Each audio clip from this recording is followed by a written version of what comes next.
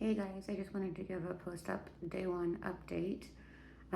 Overnight last night we did get to come home after surgery. I did not have to stay in the hospital, so we set the alarm every 3 hours and we were alternating ibuprofen and Percocet and then put new ice packs on my face every 3 hours also. So I think that helped a lot. Things I'm noticing most is and they warned me about this, I'm just so swollen and so full feeling right here. So much so that like my tongue and my cheeks are swollen enough that they're getting stuck between my teeth. And then I didn't know I was going to be banded again. I didn't quite understand why because we didn't do anything with the joints, but I'll see Dr. Movahed tomorrow and ask him why the bands are there just so I can understand. But the bands hurt too. And then everything just feels so tight. My chin is very sore. And I also have sores like on the corners of each of my lips. And I think it's just from how like much I was stretched and open. And my neck is killing me. They said that my nasal intubation was a little bit harder this time, so they had to really like hyperextend my neck back to get intubated. So that's probably my other main thing.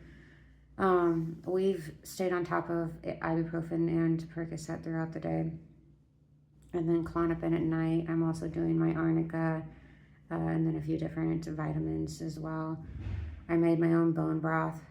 So for diet, I am back on a liquid diet for a week, or purees. So I've got my pureed split pea soup, pureed granite, pureed lentil soup, and then I made my own bone broth before this surgery, which I think is really important because if you just get canned or boxed broth, there's not like that good layer of fat on the top of it. And so like this broth is very fatty, which is exactly what we need right now for healing.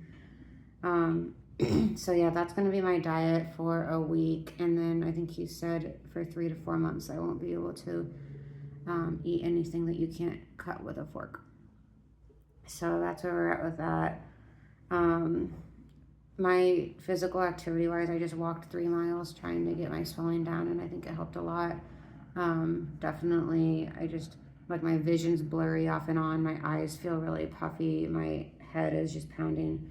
So it's not necessarily fun, but it does help with the swelling, so that's really good. I'm also taking Miralax twice daily because of the Percocet. I'm trying to think of other. And then he's got me on a steroid pack too to help with inflammation.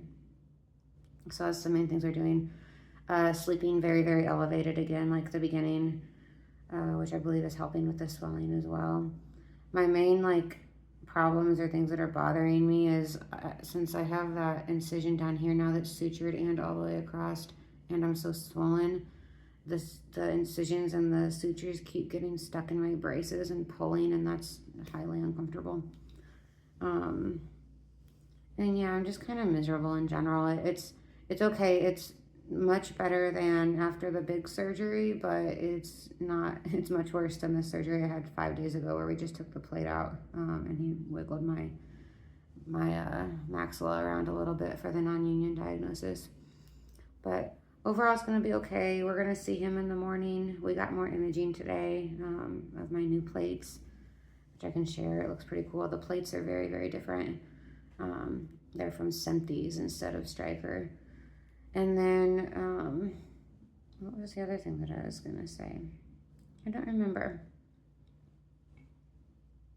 Yeah, I'm not sure what the other thing was I was going to say, but we're driving home tomorrow, and I'm a little bit nervous about that because the bumps on the road are really painful, but it's a 4.5 hour drive, and this time tomorrow night we'll be home. So many of you have been calling, texting, messaging to check up on me, and have had so many beautiful words of encouragement. So thank you for everything that you're doing for us. I will probably give an update either tomorrow or the next day. So see you guys later, and please reach out if you have any questions, especially if you're going through this journey. It sounds like there's a few other people this week that have discovered cracked Stryker plates. So I'm specifically interested in hearing those stories. Thanks guys, bye.